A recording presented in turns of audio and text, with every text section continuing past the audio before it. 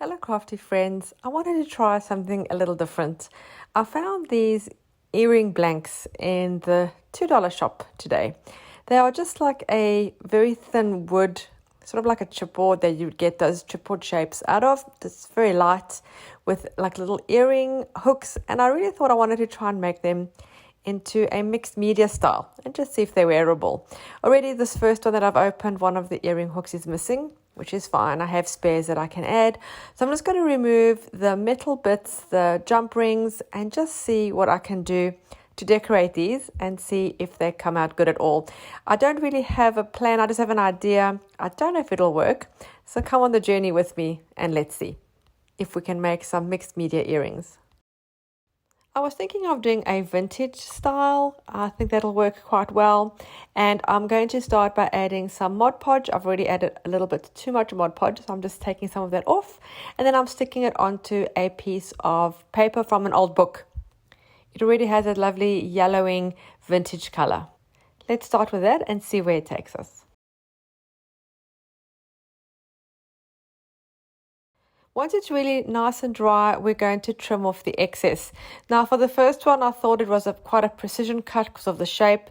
So I placed it on my cutting mat and then also used an X-Acto knife, which actually wasn't really needed because the second one, then I just used the scissors and only used the X-Acto knife for the V part at the top of the heart. So you really don't need an X-Acto knife for this kind of shape or for this kind of project. Much quicker and much easier with the scissors. It's all trial and error.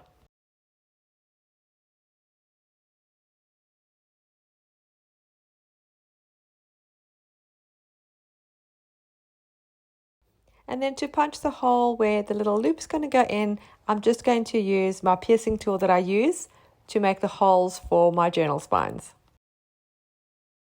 I'm then covering the paper again with some Mod Podge. This is to waterproof it because we're going to add some wet medium.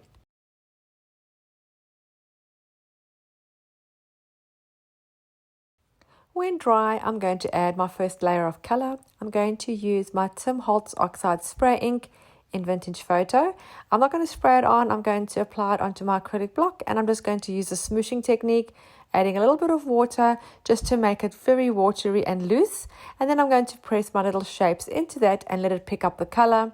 Add a few more drops directly on. Just let the color move around and sort of do its own thing. Use a very wet paintbrush if you want to just help the color get into certain places. We want it uneven and watery looking. And then I'm using a blank index card just to pick up the excess ink so we don't waste it and can use that for a future project. Once it's dry, I'll move on to the next step. They're earrings. I'm going to wear them and I want a bit of bling. So I'm going to add some gold leaf. Gold leaf is easy to use. I just apply some glue stick onto the area I want the gold leaf and then just press little pieces of the gold leaf on and rub it with my finger. There where the glue is, it stays behind.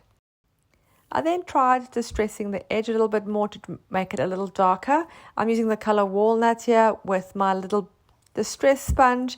There wasn't a huge difference in this. I could have left that step out, but I thought I would just try to give it a darker edge.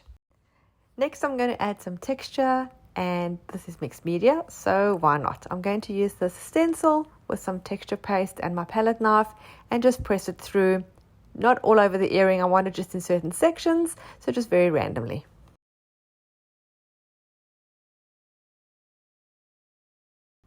You would need a stencil with smaller patterns on to be able to get a good effect as the surface is quite small. We're going to dry this really well and then we're going to add another layer of color. I was going to use my turquoise because I love turquoise and brown together, but I use that quite often, so I thought I'll do something else. So I tried the brushes in emerald green. I just sprinkle some of the brusher powder on and then I spray my water and you can see it brings out a beautiful green. There is some lighter green left too, which I think gives it a beautiful contrast. Again, I didn't apply it everywhere. I just concentrated it in certain areas so there's darker and lighter. You can see the gold leaf shining through and I really like the way this has turned out. Once it's all dry, I'm going to add a layer of Mod Podge. This is to seal it all. Now, some of the brusher green color is going to be lifted up with the Mod Podge, which is fine. It can also happen with the oxide ink. It doesn't matter. Just work quickly and clean your brush in between if you need. Some of the color will spread a bit, but that's fine. You do need to seal this. Otherwise, you won't be able to wear them. We're now going to add the hardware back. The jump rings that came with the earrings are really large, so I'm going to get some smaller ones that are a bit more proportional to the heart, and I'm just going to add those and then the little earring loop. I'm really looking forward to wearing these. I really hope you enjoyed watching this video, something a little different for mixed media. I hope you're inspired to create your own, especially if you're an earring lover like me. Fun fact, I have over 100 pairs of earrings. I wear a different pair every day. The bigger the better, and I love my chandeliers, as in chandelier earrings. Thank you so much for taking the time to watch this video. Hope you enjoyed it. Don't forget to subscribe, and I'll see you again soon. Bye.